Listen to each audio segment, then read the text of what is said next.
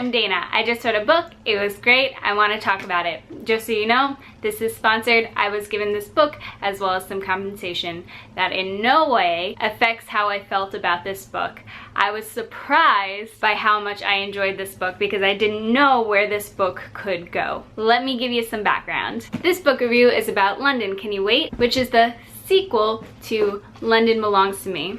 It's a sequel because it's the book following London Belongs to Me. However, it can be read as a standalone. London Belongs to Me is about Alex Sinclair. She moves from Florida to London in order to pursue her playwright career. She wants to become a playwright and she wants to focus on her writing, so she moves to London in order to do that with someone that she knew from college. There ensues a lot of drama with boys and meeting new friends and just a lot of travel and adventure and motivational writing. London Belongs to Me was a book with just a lot of drama and a lot of fun. It also motivated me to like want to travel more, and it made me more motivated to do what I wanted to do because Alex Sinclair was so motivated with her writing. Lots of boy stuff, lots of girl drama, lots of new friendships. And it was good and I enjoyed it. And then I read this one and I enjoyed it so much more. And I'm not sure if it's because of where Alex Sinclair was in her life, like how she's developed. Here's the deal. I reread this book before I started reading this book because I didn't realize that it could be read as a standalone. And I'm really glad that I reread this one first because our cast expands so much more in this book. So it was great to have the initial characters down pat before being introduced to so many more. And the characters themselves have like grown a ton. However, they still have the same traits that they had initially, which was so good to see. I engulfed this book in 3 sittings, which if you know me, like I could have finished it in 1 sitting. That's how like invested I was in this book. It's so rare for me to do that nowadays. In the past few months, I've been struggling to like read one book. Inhale this one. I don't know what happened.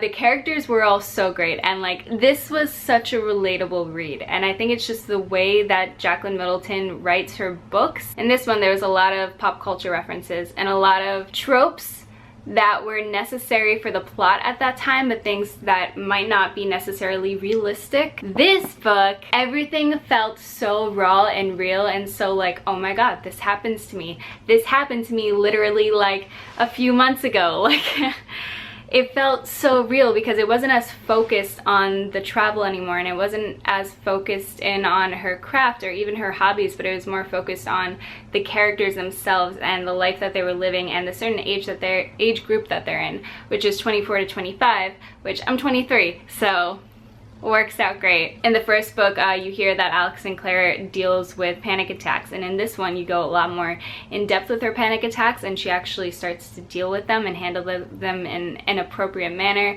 by going to seek help. In the back of the book, there's also mental health resources in case you as well deal with panic attacks and can relate to Alex Sinclair in that way, so you can also seek professional help. The cast is diverse, which is nice to see, but it's never focused on the fact that they're diverse. It's just a group of diverse characters. Another thing about this book that's completely different from the first book is it's a lot more adult content. A lot more new adult, I should say. If you've ever read like a new adult book, like a Colleen Hoover book, you know that there's a lot of new adult content where you should really be like 16 or up in order to read it, but under your own discretion, if you feel like reading it, please do so. There was none of that within this book, but in this one, for a majority of the time, people are in comfortable relationships and they're starting to cozy on up. A reason why this was such a page turner is Jacqueline Middleton really left room for anticipation with every chapter, so you're like, oh, now I gotta keep reading to see what happens, which is another thing that I've lacked in a lot of books that I've picked up lately, so it was nice to have that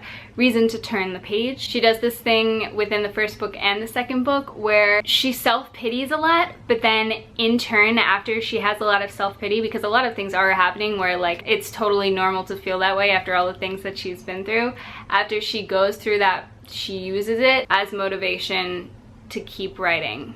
And that's such a strong character trait for her to have, and it's such an important thing to read, so I really appreciate that. And another thing that was a huge focal point in this book was communication.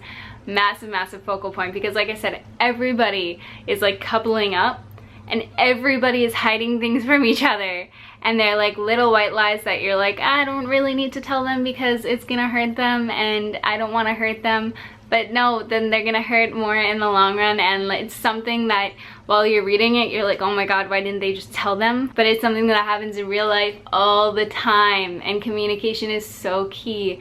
But it's such like an important thing to focus on, and I'm so glad that this book did focus on it, because literally it could be like the make or break for everything, and it's something that we don't think about, and it's something that's like always so problematic in every form of life, in like work, in relationships, everything. It was handled really well, and like I said, like I would read this book first just to get to know the characters, but honestly, if you wanted to just read this one, like I definitely preferred this one, but I like this one because you still get to meet the characters, and meeting the characters and then learning about them even more was like really great too, and seeing the differences between them, like, and the development between them, that was really great. In conclusion, I like both books. This newest one was so great.